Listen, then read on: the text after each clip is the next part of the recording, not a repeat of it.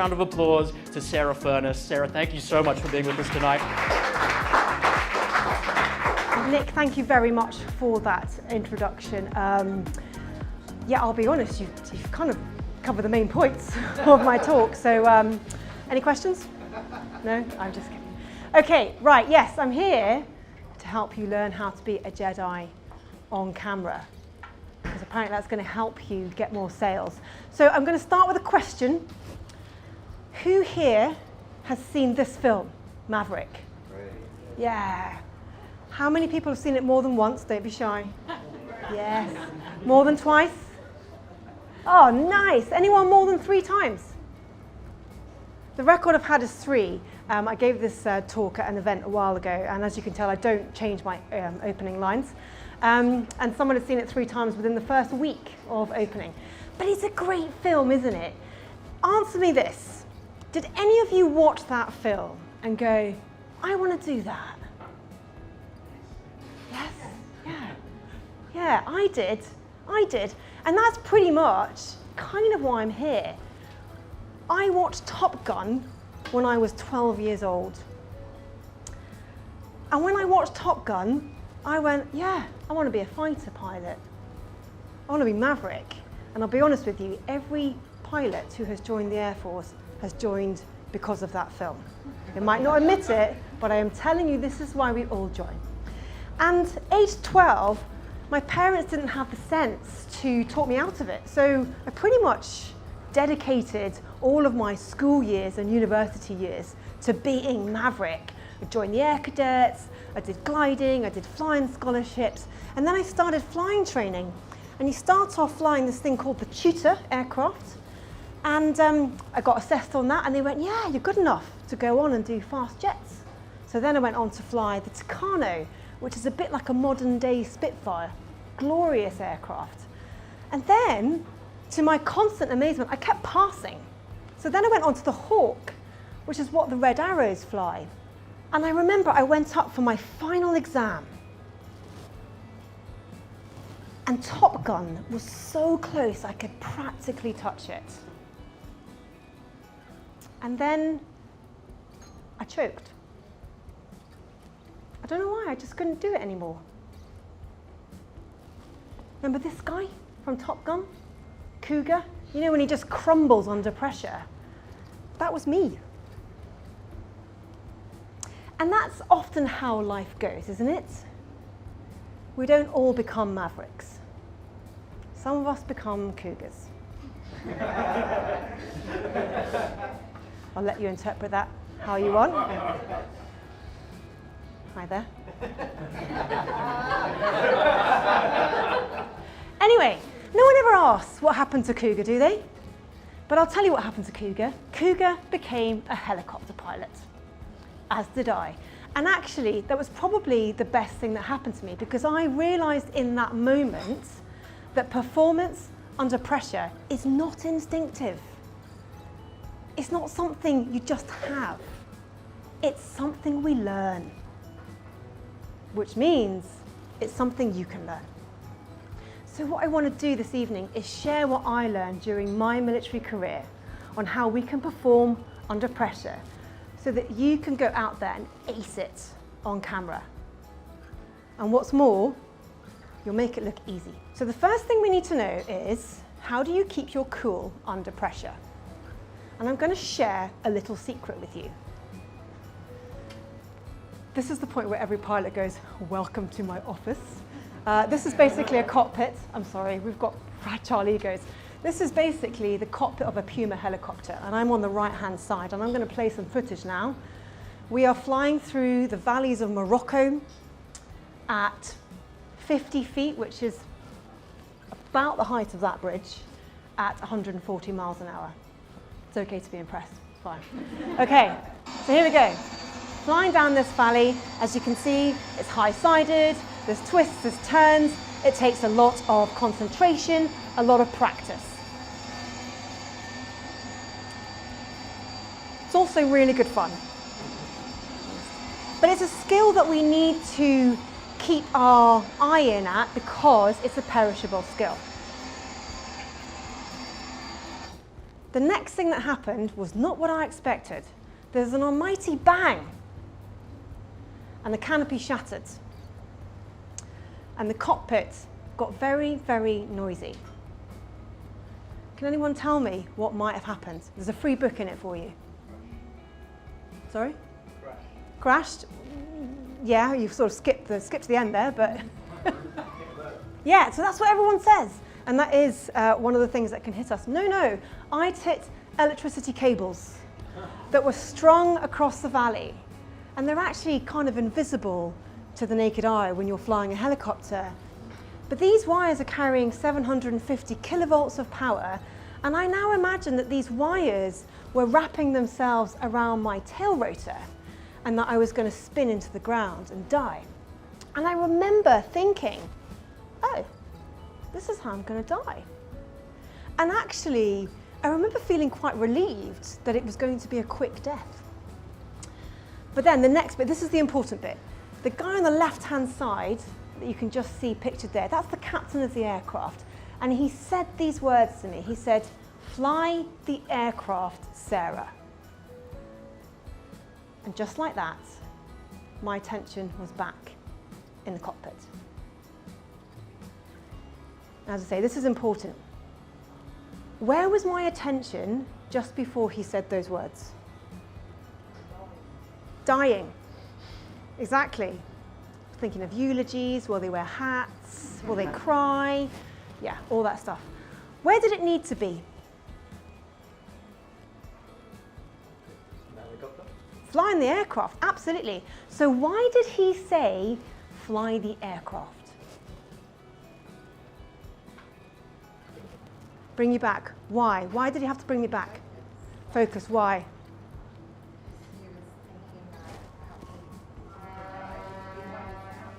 Exactly. Because your attention can only be in one place at a time. I'll say that again. This is the most important thing I'll say all day. Your attention can only be in one place at a time. And that's the secret to keeping your cool under pressure. Because when he said those words, my attention was back in the cockpit. And the only thing I thought about until that aircraft was on the ground was flying that aircraft, which means I didn't feel afraid, I didn't crumble under pressure. In fact, I didn't think about dying again until I was on the ground and I was smoking every cigarette I could get my hands on.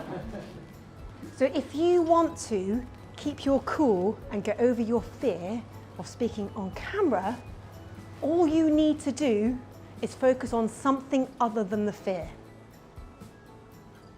Focus on the words. Focus on your posture. It was easier in rehearsal because I didn't have a mic. Like that. Focus on the moment. Focus on anything other than your fear. And because you can only focus on one thing at a time, you won't feel the fear. In other words, use your attention as a force for good. That's tip number one. The other thing is, what happens if I mess up? Well, I've got lots of practice at this, so I can share some more ideas with you. So during my military career, I did get shot at a few times, I got mortared, I was in quite a few crashes, you'll hear about a few of those tonight. And I'll be honest, none of those things scared me as much as looking stupid in front of lots of people. That was me pictured in my last operational combat tour. I was in charge of 120 people out in Kabul. And as you can possibly tell from the photograph, it was also a Christmas deployment. But I was also one of the flying pilots, and I remember there was a day when we were flying a mission. It was a mission we'd flown many times into this landing site we'd been to, probably 3 or 4 times a day, so really familiar. And when we were in places like Afghanistan, we used to always fly as a pair, so that if one of us got in trouble, someone else can come get us. So I was tucked in really close behind the number 1 aircraft, and I flew through the number 1 aircraft's downwash. That was a jet, it'd be called jet wash. We all know what happened in Top Gun when that happened. So my aircraft started to fall out of the sky. So I pulled in the lever, which is the thing that makes you go up in a helicopter. And the aircraft didn't respond. It just kept falling out of the sky. So I pulled in a bit more. Aircraft still sinking. And I'm thinking, oh my God, we're going to crash. So I really kind of pull it up to my armpit, and eventually the aircraft responded to my inputs, and we arrested our rate of descent and we made a safe landing. And when we got in after the mission, I was running the debrief and we were preparing for the night's mission in front of 120 people. I'm the boss of these people. And I was running this brief, and one of the guys came up to me and went, "You had a bit of a shaky experience there, boss. Are you all right to fly tonight?" And I went, "Yes, I'm absolutely fine to fly." And as I said the word fly, my voice betrayed me. And it started to wobble. And I was fighting back the tears unsuccessfully. And 120 people looked at the floor, embarrassed, not sure what to do. Anyway, I composed myself, we went flying that night, and it was all fine. And I thought, might have got away with that. I didn't. They started calling me Jekyll and Hyde after that. I'll be honest, took a little while to move past that one. I was quite mortified, but it taught me something really valuable, is that looking stupid won't kill you. No matter how bad it feels in the moment, you'll probably live. The technical term for that is distress tolerance. In other words, we're actually better at tolerating uncomfortable feelings than we think. And that is a very useful skill. Because let's be honest, whether it's standing in front of a camera for the first time or anything that requires career progression, there's risk involved. And there is a possibility you're going to fall flat on your face. So if you can have the confidence that you can tolerate looking a bit stupid, that can go a long way. And that really helped me when I made the decision to leave the Air Force and start a speaking career. Because I knew there was a high probability that I might make a tit of myself. And that other people in the Air Force were going, "Who do you think she is?" Because you guys, you might think I'm quite unique for being a helicopter pilot, but I'll let you into a little secret. There's hundreds of them. They're all in the Air Force, and they're all just as competent as I am. Actually, probably more competent. We've crashed a bit less. It's like they're not even trying. Anyway, but here's the thing. You could very reasonably ask, well, okay, what makes you different from all the other helicopter pilots? And I'll tell you what, absolutely nothing. Apart from one small thing. I'm here, and they're not. Turns out, being prepared to look stupid can open a lot of doors. So how do we get started? I read somewhere recently that when you give a talk, you should only ever use your own anecdotes. But given what's been going on, I hope you won't mind if I choose to use a story from someone else's life.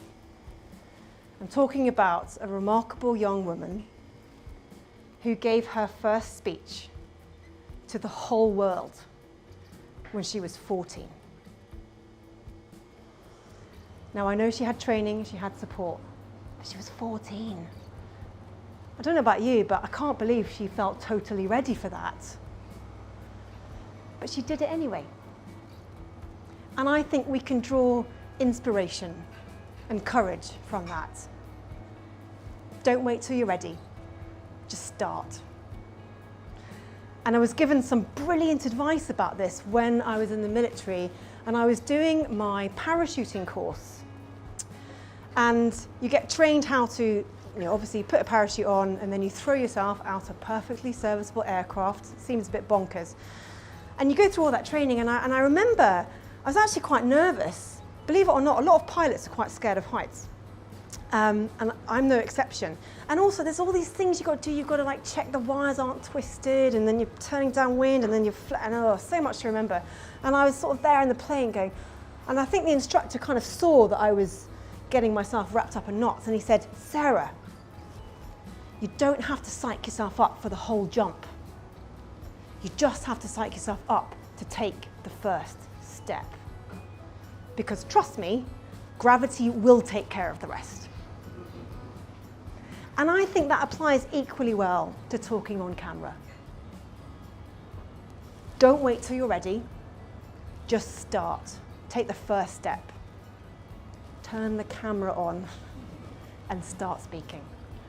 And the rest will probably take care of itself. 2 years after I was in Morocco, when I hit the wires, I was flying down a different valley, one that is a little bit closer to home. It's the Wye Valley in Wales. Anyone know it? And we were doing a kind of practice assault on Tintern Abbey. Anyway, I'd learnt my lesson from my previous encounter with wires, so I was looking at the map, checking to see if there were any obstructions. And in this mission, I was kind of the navigator, so I was talking the pilot round the twists and turns. A bit like those rally car drivers that, you know, they've got a guy that's sort of, or girl, sorry, speaking them around. So that's what I was doing. So I was like, you know, sharp left turn, and then we've got, you know, a little bit of a hill to go over and all the rest of it. And I was talking them all around. It's all going really, really well. And then we came around the corner and bang! Would you believe it? Just hit wires. Again. But this time, I didn't stop to think about my eulogy. I didn't think about dying. I immediately went into my emergency drills. I did the Mayday call, I put the landing gear down, and we landed straight ahead on a conveniently placed sandbank. And when I landed, I remember the captain, he turned to me and he went, "That was amazing." I was still processing what had happened, and you'd done everything. How did you do that?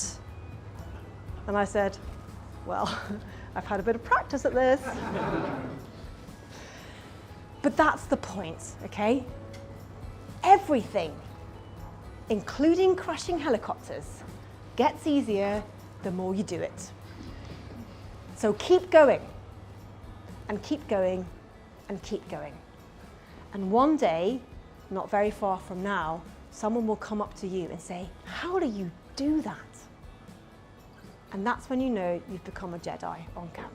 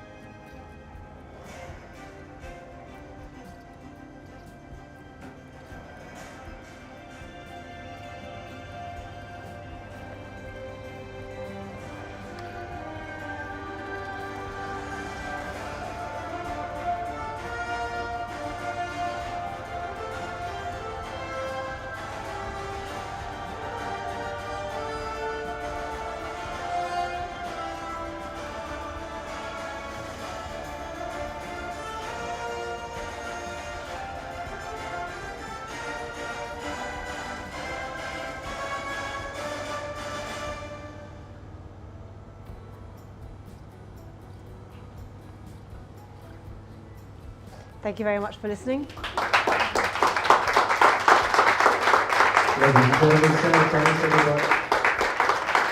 you so much. It's such a fascinating journey you've been on, and I'm just intrigued to ask. A lot of people will sort of maybe think, okay, well, sure, but you had to do this, you're in the military. But how do you mentally prepare yourself for sort of deciding to take that step and just push on, even in the face of failure? Is there any sort of secret you've got that you use to prepare yourself that you think other people could use? I mean, we did a lot of training. You know, we just trained and trained and trained and trained. We have a phrase, train hard, fight easy. So, and you know, it's important to remember, we're in the military. It might feel like we spend a lot of time with bombs and bullets flying over our heads. Actually, we spend most of our time training, and not all of you have the luxury of being able to do that. But we spent a lot of time training and normalizing it. So it's not so much that you're preparing yourself, it's just that when you're under pressure, your reactions are automatic because you've trained your brain what to do. So in actuality, the points that you've made tonight, sort of about repeating things, about trying hard, about taking that first step, there's no sort of secret complex web of things that have sort of led you to, as you said, sort of being more special than anybody else. It's just that you chose to sort of take those steps. Yeah, I mean, of course, there's no pilot out there that will thank me for saying this, but there's nothing that separates us from anyone else. It's just that we had the luxury of being able to train for it every day. And it's a luxury really anybody can sort of take advantage of then in any sort of chosen field, whether it's video, whether it's sort of sales, whether it's sort of cold approaching people. So my next question then, sort of just expanding a little bit into sort of the world that sort of you work in now, sort of moving from the military then and sort of becoming a speaker for the first time. Did you have to take a different mindset? Was there anything special you did to sort of bridge those two worlds, or?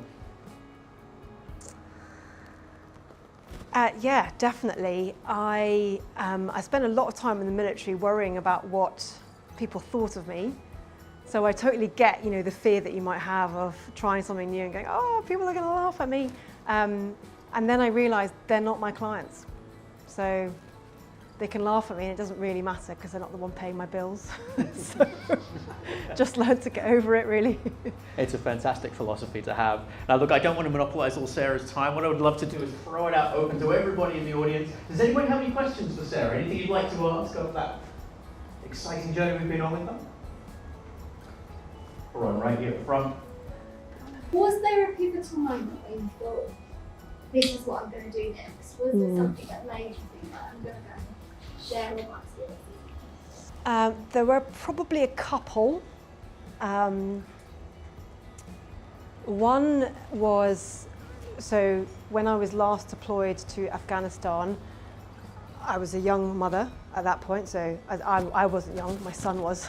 And my ex-husband, but father of the son, was also in the military, and they deployed both of us at the same time. So we were both in Afghanistan, and my son was 2. And I remember thinking, you've got to really love your job to want to do that. So it kind of, it made me wonder if there was something else I could do that was I guess my priorities had changed. And then I think the other thing was, because of that, my last job I did in the Air Force was actually a teaching job, and I was teaching air safety. And air safety really is all about increasing people's performance so they make less mistakes, so that we don't crash as often. And because I've had so much practice crashing, I was really good at teaching this. But actually what I learned was it's all about what's going on up here, and about feeling mentally well. And I realized that actually a lot of people are putting on a game face, but actually they could do with a bit of proactive support in that area. So I became really passionate about helping people to train their minds to feel and perform at their best. Fantastic question. Thank you so much. Just like I'll grab this one. Anybody else got any questions? I do have another one for you. So, as part of your bio, you talk about not only your military experience, but one of the things that I think is really insightful is you talk a little bit about you're as informed much by being a mother, and how's that played into this? Has that sort of informed you again after leaving the military, change your perspective on how to motivate people and get them to sort of conquer their fears? Yeah, definitely. Leading a squadron of pilots, raising a child, I sometimes struggle to tell the difference, to be honest. But actually, and a lot of military leadership, you think about it as being out the front, follow me, I'm the brave one. And there is an element of that, don't get me wrong. But I think a lot of it is about nurturing and about actually becoming dispensable. So that, because everyone's replaceable. And you do sort of learn that the hard way in the military.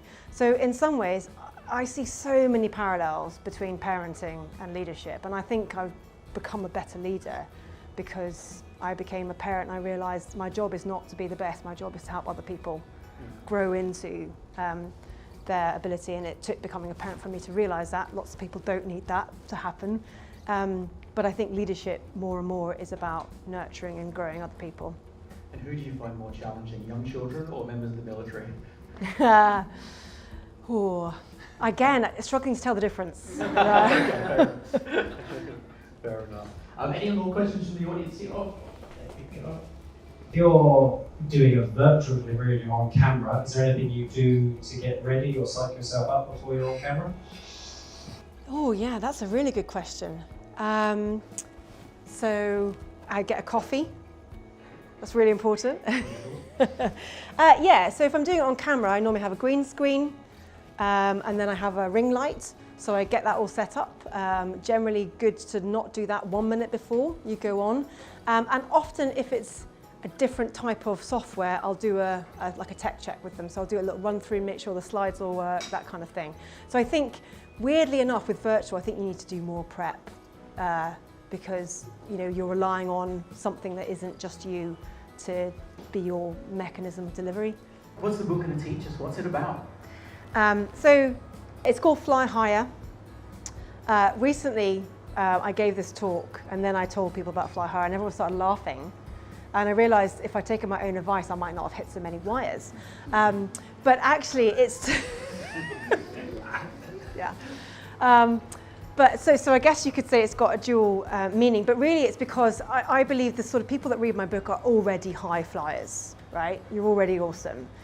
But it's how to train your mind to get to the next level. And certainly when I was going through all of my trials and tribulations, there were times I just didn't feel as strong as I looked. But people always thought I was strong because I'm a bit feisty, opinionated. But I didn't always feel it on the inside. So it's really written for anyone else there who feels like that sometimes, who just wants to feel as strong as they look. And it's 7 chapters that will take you through a training program, if you like, illustrated with stories about crashes, about pants, about all sorts of things. You'll read it in the book. But it's there for you to feel as strong as you look, because I think you guys deserve that. Everybody, please join me in thanking Sarah so much for joining us today.